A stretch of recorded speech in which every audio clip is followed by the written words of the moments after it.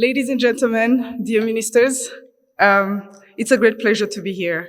My name is Ingrid Kalangoire, and I am more than pleased to be here as your host for this session. Before we get started, allow me to introduce our keynote speaker, someone with a great passion for the community, youth empowerment, and sports.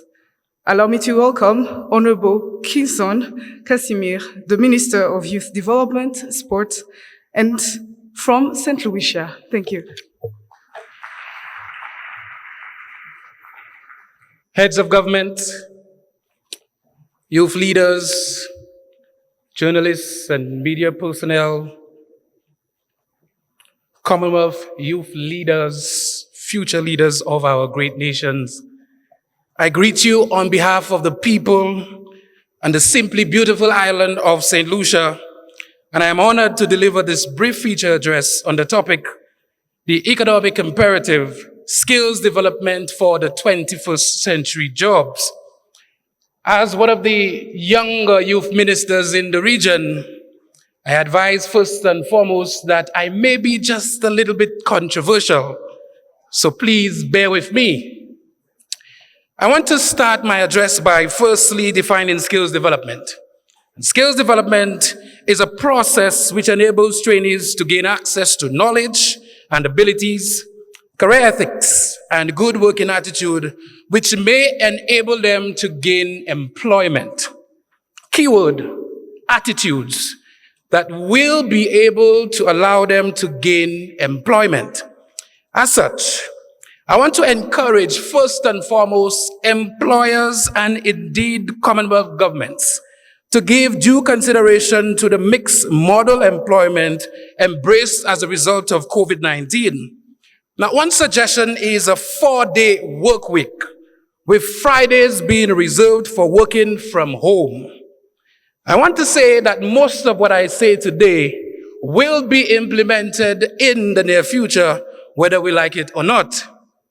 The benefits of a 4-day work week includes an increase in employee satisfaction, company commitment, and of course, teamwork. A 4-day work week also decreases stress levels and provides mental health. And we know that there are so many studies on mental health in this society. Now, one study conducted by Caroline Castillon in the Forbes magazine indicates that 21st century jobs have moved away from 5-day work weeks.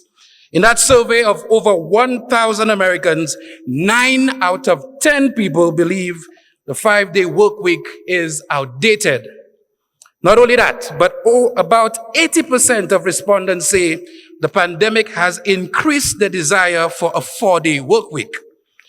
An overwhelming 98% believe it would improve their mental health.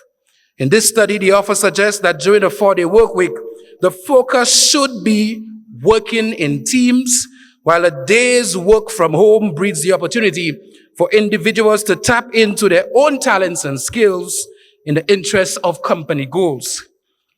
With this being the case, our education system amongst the Commonwealth nations must develop a deeper symbiotic relationship with what this modern suggestions is. COVID-19 and the modern technology has watered down every requirement for things to be done at a strict particular time frame. Modern research continues to evaluate the modern man's attention span and ask whether work is better done throughout a long 9-to-5 day, or whether or not businesses and government services are better off making use of the modern day workers' short attention span. In a recent study, Julia Gifford, she used the time tracking and productivity app Destime and concluded that the most productive people work for 52 minutes at a time, then break for 17 minutes before getting back to it. As such, we've seen in the 21st century a significant reduction in jobs requiring 9-to-5 time frames, with a move towards work or task being completed within the confines of an extended 24-hour day. Modern technology has therefore caused the requirement of our education system to move away from school classes being based on a similar standard time. As such, it is important that we as a Commonwealth consider whether we need to adjust our curriculum to reflect this fact at an earlier age. The next generation of children are far more advanced with the use of computers and technology at an earlier age. Online classrooms before COVID-19 in some countries were introduced closer to teenage years. Our people must consider whether or not it is beneficial to continue to promote time management in a relaxed environment from home and promote a more proficient school system that makes better use of an expanded 24-hour day. As such, schools should focus time spent by the nation's youth in the classrooms as time to teach more social skills, etiquette, basic finance management, tolerance of differences, teach focus, teach cross-cultural communications, teach curiosity, problem solving, or conflict resolution. All these skills are highly required in the modern global work environment. In addition to this, Commonwealth nations must work harder to ensure updated skills databases are created to ensure that skills are provided for government. The driving force behind the most modern economies come from small businesses and/or the gig economy.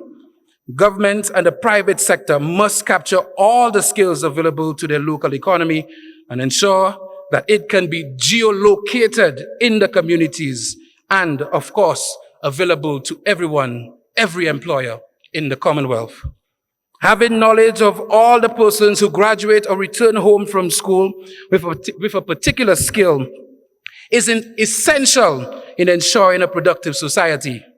Not only will this provide more frequent employment to the nation's youth, including school leavers who struggle to get into the workforce, but it will ensure that governments continue to make strategic decisions on the education system based on skills available and those that are not. In conclusion, the ILO has indicated that while the youth population has grown by 30%, the participation in the workforce has decreased by 12%. Though this can be partly attributed to longer time spent in education, far too many young people graduate from the education system with traditional skills needed, but are not equipped with skills needed to be functional in an increasingly global village. At the end of the day, young people are indeed spending a longer time in the education system, only to get into an establishment and have to spend an inordinate amount of time learning the culture and the specific requirements of that business. As such, greater emphasis must be placed on a different set of skills, including empathy, adaptability, intuition, data interpretation, software management, virtual meeting etiquette, and budgeting, whether it is budgeting to balance your financial gains or whether budgeting remains the fact that you need to balance your time spent at work with the time spent on oneself. The fact is, in this modern world, we need to adapt to what is needed to be productive. We will need not only to think outside of the box, but we may need to throw the box entirely. I thank you.